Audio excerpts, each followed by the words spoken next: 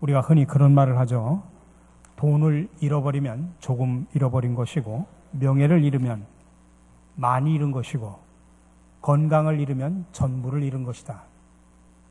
저는 여기에다가 한마디를 더 붙이고 싶습니다. 신앙을 잃으면 영혼을 잃은 것이다. 내가 소중히 여기는 무언가를 잃는다고 하는 것은 큰 아픔이고 상처입니다. 내가 열심히 땀 흘려 수고를 해서 노력을 했는데 사업이 부도가 나서 하루아침에 모든 재산을 잃어버린다면 얼마나 가슴이 아프겠습니까? 내가 지금까지 차곡차곡 쌓아온 명예가 하루아침에 무너진다면 얼마나 힘이 들겠습니까? 그렇게 건강했던 사람이 건강을 잃고 병원에 입원했을 때 그 고통은 얼마나 크겠습니까? 아니, 사랑하는 가족을 잃었을 때 그 아픔은 얼마나 클까요? 오늘은 영혼의 순례 세 번째 시간으로 잃어버린 자의 순례에 대해서 이야기를 나누고자 합니다. 오늘 읽은 이 본문 룻기는 엄청난 상실의 아픔과 고통을 경험한 가족의 이야기입니다. 먼저 본문의 배경을 살펴보면 이 이야기는 사사시대 때의 이야기입니다. 사사시대는 이스라엘 백성들이 여호수아를 중심으로 해서 가나안을 정복한 후에 가나안 땅에 정착하면서 펼쳐진 시대를 사사시대라고 말합니다. 역사적으로 보면 BC 1300년경, 지금으로부터 3300년경에 이루어진 이야기입니다. 엘리멜렉과 나움이라는 부부가 있었습니다. 두 아들이 있었는데 이름은 말론과 기론입니다. 근데 그들이 살고 있던 베들레헴 땅에 흉년이 듭니다. 그래서 모압이라고 하는 저 이방 땅으로 이민을 갑니다. 두 아들이 거기서 결혼합니다. 오르바와 룻이라는 며느리를 맞이하죠. 그런데 그 가정에 엄청난 불행이 닥쳐옵니다. 나오미의 남편 엘리멜렉이 죽습니다. 설상가상으로 두 아들도 차례대로 죽습니다. 이제는 이방 땅에 나오미와 두 명의 며느리만 남게 됩니다. 정말 기가 막힌 운명입니다. 이제 나오미는 두 며느리를 불러놓고 이야기합니다. 나는 이제 다시 유대 땅 베들레헴으로 돌아갈 터이니 너희들은 친정으로 돌아가서 재혼하라. 각자 좋은 길을 가거라. 하나님이 너희들의 앞길을 복 주실 것이다. 얼마나 안타까운 순간입니까? 시어머니의 말을 들은 큰며느리 오르바는 자기의 길을 찾아 떠납니다. 그러나 룻은 끝까지 시어머니를 따라서 이방 땅으로 옵니다. 상실의 아픔과 고통 속에서 우리가 선택해야 할 순례의 길이 무엇인가 우리가 함께 배우며 은혜를 나누고자 합니다. 첫 번째로 우리는 환경이나 조건을 선택해서는 안 됩니다. 우리가 어떤 선택을 함에 있어서 더 좋은 환경이나 조건을 참조할 수는 있습니다. 그러나 그것을 절대적인 조건이나 기준으로 삼으면 엉뚱한 결과를 초래하게 됩니다. 오늘 본문에 등장하는 엘리멜렉은 환경적인 조건을 선택의 기준으로 삼습니다. 지금 그들이 살고 있는 유대 땅 베들레헴에 흉년이 듭니다. 근데 그들이 취한 제일 먼저 한 행동이 뭡니까? 그들은 하나님께 묻지 않았습니다. 지극히 인간적인 생각과 판단으로 이방 땅 모압 땅을 선택합니다. 적어도 신앙이었던 엘리멜렉은 그렇게 쉽게 선택해서는 안 될 사람이었습니다. 엘리멜렉, 그의 이름의 뜻은 하나님은 나의 왕이시다라는 뜻입니다. 엘리라는 말은 나의 하나님이고 멜렉은 왕이라는 뜻입니다. 그래서 나의 하나님은 왕이시다라고 하는 그런 의미입니다. 그의 부모님은 엘리멜렉에게 너는 하나님을 왕으로 모시고 살아라. 내 삶의 최고의 통치자는 하나님이시다. 하나님 중심으로 살아라. 그가 태어나자 그의 이름을, 그 뜻을 담아서 이렇게 엘리멜렉이라고 지어줬습니다. 그 좋은 이름을 가진 엘리멜렉. 근데 그가 어려움을 닥치자 고향 땅을 등지고 이방 땅을 선택합니다. 여러분, 모압이라는 나라가 어떤 나라입니까? 모압은 이스라엘 백성들에게 원수의 땅입니다. 이스라엘이 출애굽을 해서 가나안을 행진할 때 이스라엘 사람들을 집요하게 방해했던 사람들이 바로 모압 사람들입니다.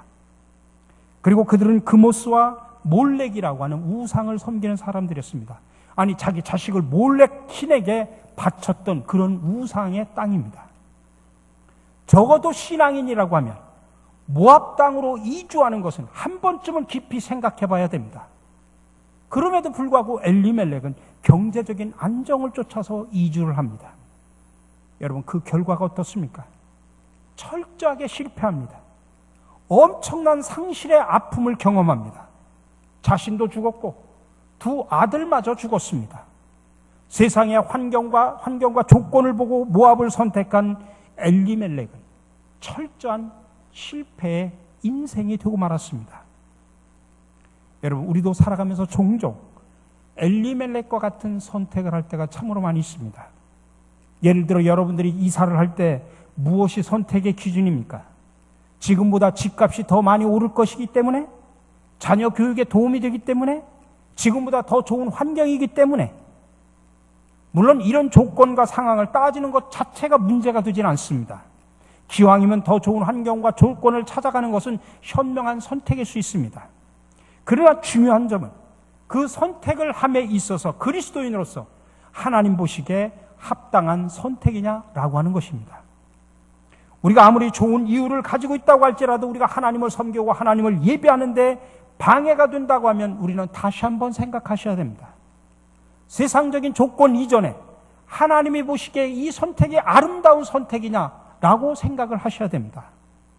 우리가 너무나 잘 알고 있는 아브람과 롯의 선택을 보십시오. 갈등이 생겼을 때 아브람은 롯에게 선택권을 줍니다. 롯이 소할 땅을 보니까 물이 많고 땅이 비옥합니다. 에덴 동산처럼 아름다웠다고 그랬습니다. 당연히 롯은 자기 입장에서 경제적인 부요가 보장되는 소엘 땅을 선택합니다. 아브람은 할 수 없이 모래바람이 부는 땅을 선택할 수밖에 없습니다. 근데 여러분, 그 결과가 어떻습니까? 경제적인 안정이 보장된 땅이라고 여겼던 바로 그곳이 소돔과 고모라입니다. 그들의 풍요로움이 오히려 하나님 앞에 엄청난 죄를 짓습니다. 성적 욕망의 노예가 되고 후손들이 타락합니다. 결국 하나님은 유황불을 내려서 그 땅을 철저하게 심판하십니다. 환경과 조건을 쫓아간 롯의 선택은 철저하게 실패하고 맙니다. 그러나 아브람은 아무것도 보이지 않고 모래바람 부는 언덕이었지만은 하나님의 기쁨이 되기를 원합니다. 아브람은 환경이나 조건으로 볼 때는 아무것도 없는 불모지 같은 곳이었지만은 그곳이 하나님이 주신 비전의 땅임을 봤습니다. 그 말씀을 듣고 아브람은 하나님 앞에 단을 쌓고 예배를 드립니다. 그 결과 아브람은 믿음의 조상이 되었고 복의 근원이 되었습니다. 그러니 여러분, 환경이나 조건이 먼저가 아니라 하나님이 주신 비전을 먼저 품으시기 바랍니다. 환경적으로는 좋지 못할지라도 그것이 하나님을 섬기는데 더 좋은 환경이라고 한다면 그곳에 머물러 하나님의 도우심을 구하시기 바랍니다. 그 가운데 하나님의 은혜가 임합니다. 더 풍성케 하시고 창대케 하는 축복을 주심을 믿으시기 바랍니다. 여러분, 세상적으로 성공하고 하나님 앞에 실패하면 그것은 실패한 겁니다. 그러나 세상적으로 볼 때는 미련하고 어리석은 모습 같지만은 하나님 보시기에 아름다우면 그것이 진정한 아름다운 선택이고 그것이 바로 성공과 축복의 길임을 믿으시기 바랍니다. 두 번째로, 하나님이 기뻐하시는 길을 선택하십시오. 톨스토이의 민화에 보면 어느 작은 시골 마을에서 태어난 세 형제가 청년이 되어서 이제 도시로 가는 길에 세 갈래길, 갈림길을 만납니다. 그 세 형제는 세 갈래길에 각자 다른 길을 선택해서 각자의 길을 떠납니다.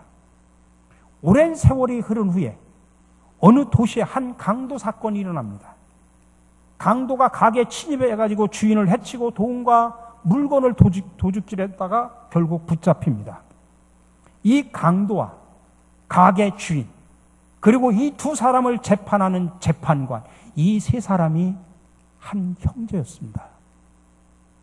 그러니까 각기 다른 길을 선택해 떠났던 세 형제가 재판관, 강도, 가게 주인이 되어 법정에서 만난 겁니다. 여러분, 이 세 형제의 인생이 왜 이렇게 다르게 되었을까요? 재수가 없어서? 운이 없어서 그럴까요? 아닙니다. 인생의 모든 것은 선택의 결과입니다. 그래서 선택이 중요한 겁니다. 오늘 본문에서도 한순간의 선택이 얼마나 중요한가 우리에게 보여줍니다. 한순간의 선택이 평생을 좌우하고 더 나아가서 가문의 영광, 운명을 좌우하고 역사까지 바꿔놓는 바꿔놓을 수 있다고 하는 교훈을 우리에게 지금 주고 있습니다. 나오미와 두 며느리, 여러분 이 세 사람의 선택을 한번 살펴봅시다. 나오미는 육신적인 선택을 합니다. 나오미는 다시 고향으로 돌아가겠다고 선택을 합니다. 남편과 두 아들을 잃고 떠나온 지 10년 만에 빈 털터리로 돌아간다고 하는 것은 쉬운 결정 아닙니다. 자존심 상하는 일입니다. 오늘 읽지 않았던 그 앞에 부분 6절 7절에 보니까 그 여인이 모압 지방에서 여호와께서 자기 백성을 돌보시사 그들에게 양식을 주셨다 함을 듣고 이에 두 며느리와 함께 일어나 모압 지방에서 돌아오려 하여 있던 곳에서 나오고 두 며느리도 그와 함께하여 유대 땅으로 돌아오려고 길을 가다가, 지금 나오미에게 중요한 것은 사람들이 나를 어떻게 볼까, 실패했다 뭐 이런 것이 아니라, 빈털터리로 왔다 이게 중요한 게 아니라 지금 먹을 게 중요합니다. 그 여인이 모압 지방에서 여호와께서 자기 백성을 돌보시사 그들에게 양식을 주셨다 함을 듣고 먹을 것 때문에 선택을 한 겁니다. 쉽게 말하면 인간적인 선택입니다. 육신적인 선택입니다. 물론 인간적으로 보면 정말 잘한 선택입니다. 그러나 영적으로 볼 땐 정말 잘못된 선택입니다. 8절에도 나옵니다.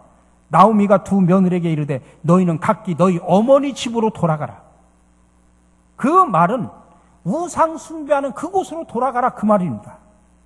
물론 시어머니 입장에서는 며느리를 생각해서 보낸 것이지만은 그것은 훌륭한 선택이었지만은 영적인 면에서 보면 우상 숭배하는 곳으로 돌아가라 그 소리입니다.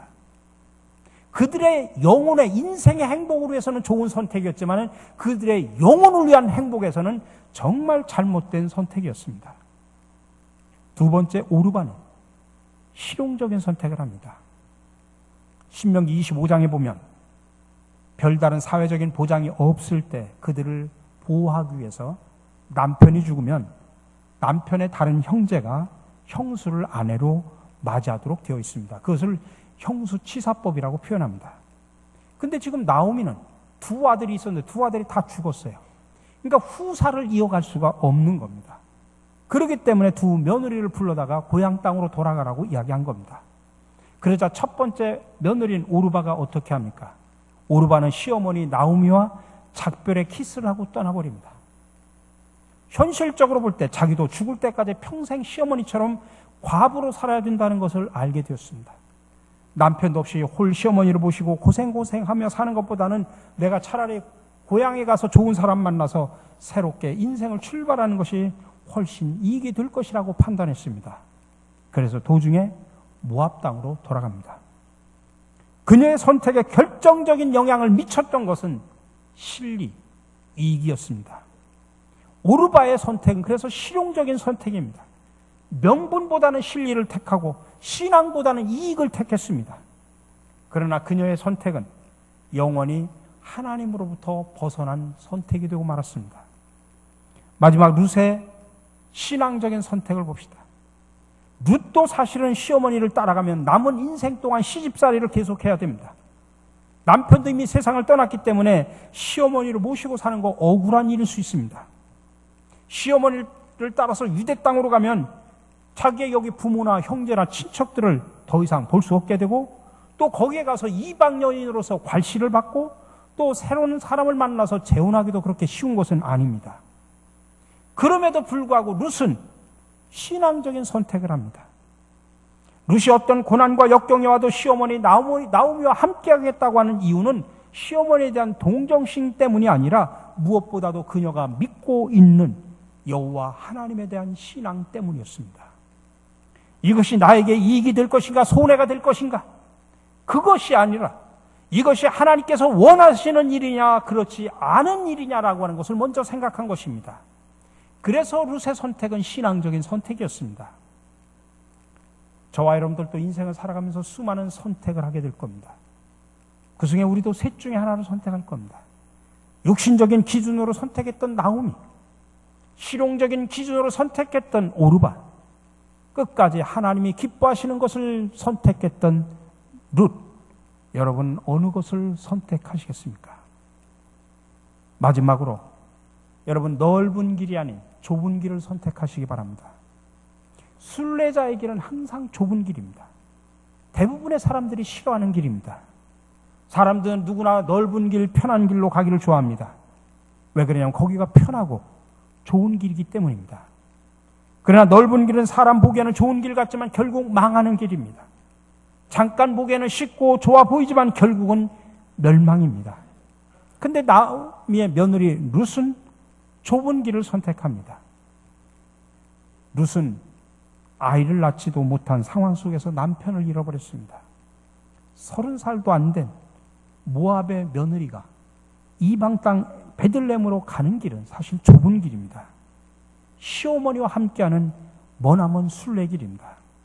사람들로부터 비난받을 수도 있고 엄청난 고통도 감수해야만 합니다. 베들레헴에 돌아간다고 집 있는 것도 아니고 농사 지을 땅 있는 것도 아닙니다. 아무것도 준비된 것이 없습니다. 이런 상황 속에서 시어머니를 따라간다고 하는 것은 정말 미련하고 바보 같은 짓입니다.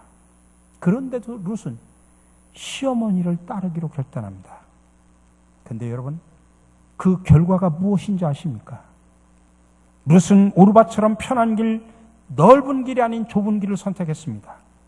모압 땅의 우상이 아닌 여호와 하나님을 믿고 따르는 신앙의 결단을 합니다. 하나님께서는 상실의 아픔과 고통 속에서도 끝까지 어머니를 따르고 신앙의 길을 떠난 그 룻을 향해서 놀라운 계획을 예비하고 계셨습니다. 나오미의 가문을 이어갈 기업 물을 자로 당시에 명망 있는 보아스를 예비해 놓습니다. 보아스는 이 룻의 효심에 감동받아서 그를 지극히 그를 돌봐주고 나중에 그와 결혼합니다. 그래서 룻의 후손을 통하여 다윗 왕이 이 땅에 태어납니다. 그 다윗의 후손을 통하여 온 세상을 통치할 메시아 예수 그리스도가 오십니다. 마태복음 1장 5절 6절에 나옵니다. 살몬은 라벡에서 보아스를 낳고 보아스는 룻에게서 오벳을 낳고 오벳은 이새를 낳고 이새는 다윗 왕을 낳으니라. 무명의 이방 여인 룻이 좁은 순례길을 택한 결과 예수님의 족보에 이름이 올려지는 영광이 축복이 이어지고, 그리고 그를 통해서 그 후손을 통해서 메시아인 예수 그리스도가 이 땅에 오게 되는 것입니다.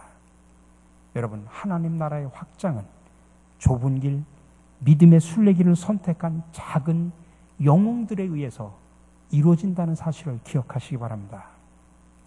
복음에 미치다라는 책에 나오는 내용입니다. 우리나라 최초의 병원인 제중원에서 알렌과 함께 사역한 존 헤론의 이야기입니다. 그는 영국에서 태어나서 미국 가서 공부합니다. 테네시 의과대학에 수석으로 합격을 하고 개교일에 그 학교에서 제일 공부를 잘하는 학생이었습니다. 그래서 모든 사람들의 기대를 한 몸에 받고 학교에서도 열심히 공부해서 교수가 돼서 학교를 빛내주기를 원했습니다. 그러던 어느 날 헤론은 맥클레이 선교사의 선교 보고를 통해서 조선이라는 나라를 듣습니다. 그 순간 그는 가슴이 뜨거워져서 조선이라는 나라를 가슴에 품습니다. Your kingdom come. 자신을 통해서 조선이라는 나라에 하나님의 나라가 이루어지기를 소망합니다. 그래서 조선의 선교사로 가기로 작정을 합니다. 그러자 모든 사람들이 만류합니다. 근데 거기에 또 하나 걸림돌이 뭐냐면 그는 약혼녀가 있었습니다. 그녀는 화려한 삶을 꿈꾸면서 결혼식 할 날만 고대하고 있는데 웬 날벼락 조선으로 가겠다는 이야기입니다. 남자가. 그녀는 그 남자의 마음을 돌이키려고 조선에 대해서 연구를 합니다. 결론적으로 조선은 미개한 나라요, 가난하고 굶어 죽는 나라요, 정치적으로 불안한 나라요. 조선의 말이 너무 어렵기 때문에 가면 안 된다고 조목조목 반박하면서 설득합니다. 그럴수록 헤론의 마음은 더 조선을 품고 기도합니다. 속히 약혼녀의 마음이 변화돼서 자기와 함께 조선에 가서 선교하기를 하나님 앞에 간절히 기도합니다. 결국 약혼녀와 함께 세상의 모든 부귀 영화를 내려놓고 조선 땅으로 옵니다. 제중원에서 알렌과 함께 수많은 환자들을 돌보면서 복음을 전합니다. 그런데 웬일로 조선에 온 지 5년 만에 1890년에 그냥 숨을 거두고 맙니다. 어떻게 보면 그의 인생은 실패한 것처럼 보입니다. 정말 앞길이 창창했던 젊은이가 무모하게 선교사로 와서 헛되게 죽은 것 같습니다. 사람의 눈으로는 실패한 인생입니다. 근데 여러분, 하나님의 계획은 달랐습니다. 그의 죽음을 순교의 제물로 삼으셔서 조선을 더 놀랍도록 변화시키려고 하는 것이 하나님의 계획이었습니다. 헤론이 순교했다는 그 소식을 들은 에비슨이라는 의사가 뜨겁게 가슴이 타오르면서 그가 알렌과 헤론의 뒤를 이어서 조선에 와서 제중원을 맡습니다. 그리고 그는 미국에 갈 때마다 조선 땅에 학교와 병원을 지어야 됩니다라고 많은 사람들에게, 교인들에게 역설을 합니다. 그는 가슴에 학교와 병원의 조감도를 가지고 다녔다고 합니다. 그때 LH 세브란스라고 하는 사람이 반응을 합니다. 그래가지고 뜨겁게 가슴이 뜨거워져서 당시 25,000달러를 헌금합니다. 그 돈을 가지고 와서 에비스는 남대문 밖에 있는 과수원을 사서 현대식 병원을 짓습니다. 그리고 1904년에 그 헌금한 사람의 이름을 적어가지고 세브란스로 이름을 짓습니다. 이후에 세브란스 병원과 연희 전문학교를 통합해서 연세의대 부속 병원을 설립합니다. 존 헤론이 자신의 부와 명예를 포기하고 조선이라는 좁은 길을 선택한 결과 이 땅의 생명을 살리고 인재를 양성하는 놀라운 역사가 일어났습니다. 연세대학교와 세브란스 병원을 세우는 밑거름이 되었다는 이야기입니다.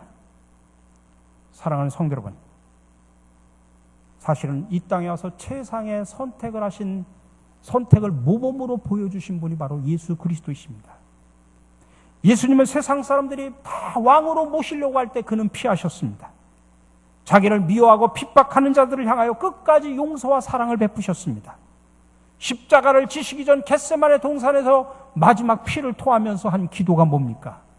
내 뜻대로 마옵시고 아버지의 뜻대로 이루어지기를 원하나이다. 예수님은 끝까지 십자가의 길, 좁은 길을 선택하십니다. 그 결과 죄와 사탄의 권세를 깨트리고 인류를 구원하는 생명의 역사를 이루십니다. 사랑하는 성도 여러분, 우리가 소중하게 여기는 무엇인가를 잃어버렸을 때 그 순간 우리의 선택과 결단이 정말 중요합니다. 룻은 비록 고통스러운 순간이었지만 환경과 조건을 따라가지 않았습니다. 하나님을 기쁘시게 하는 길을 따랐습니다. 편안한 길이 아닌 좁은 길을 선택합니다. 비록 그 길은 험난하고 힘든 순례자의 길이었지만 하나님은 모든 것을 예비하셨습니다. 기업 물을 자 보아스를 통해서 은혜를 있게 하십니다. 결국 예수님을 이 땅에 오게 하는 축복의 통로가 되어버립니다. 여러분은 지금 무엇을 잃어버렸습니까? 어떤 아픔이 있습니까? 여러분, 그 상실의 아픔에 얽매이지 마시기 바랍니다. 룻처럼 그 상실의 아픔을 뚫고 다시 일어서기를 간절히 바랍니다. 그 아픔 속에 다가오시는 주님의 위로와 축복의 손길을 경험하시기 바랍니다. 오늘 대림절 셋째 주일을 맞이합니다. 우리의 가는 길이 아무리 멀고 험할지라도 꿋꿋하게 믿음으로 순례길을 떠나시기를 바랍니다. 룻을 위해 보아스를 예비하신 것처럼 하나님께서는 우리에게 더 좋은 것을 예비하실 겁니다. 더 놀라운 은혜와 축복을 베풀어 주십니다. 생명을 살리는 축복의 통로로 만들어 주심을 믿으시기 바랍니다. 존 헤론의 아픔과 죽음을 통해 수많은 인재를 양성하는 학교가 세워졌습니다. 생명을 살리는 세브란스 병원이 만들어집니다. 저와 여러분 모두가 룻처럼, 헤론처럼 잃어버린 자의 순례를 통해 더 놀라운 은혜를 누리고 생명을 살리는 축복의 통로로 살아가시기를 주님의 이름으로 간절히 축원합니다. 사랑의 주님, 살아가면서 우리가 소중하게 여기는 그 무엇인가를 잃어버렸을 때 그 순간 올바른 선택을 할 수 있는 지혜를 주시옵소서. 세상적인 조건 이전에 하나님 보시기에 아름다운 선택을, 그래서 이것이 나에게 이익이 될 것인가 손해가 될 것인가를 생각하기보다 하나님께서 원하시는 일인가 원하지 않는 일인가를 생각하면서 신앙적인 선택을 할 수 있는 지혜를 주시옵소서. 그 길이 좁은 길이라 할지라도 주저하지 않는 용기와 믿음을 주시옵소서. 이 땅에 오셔서 십자가의 고난의 길을 지시며 인간을 구원하시어 최상의 선택을 모범으로 보여주신 예수 그리스도의 이름으로 기도드립니다. 아멘.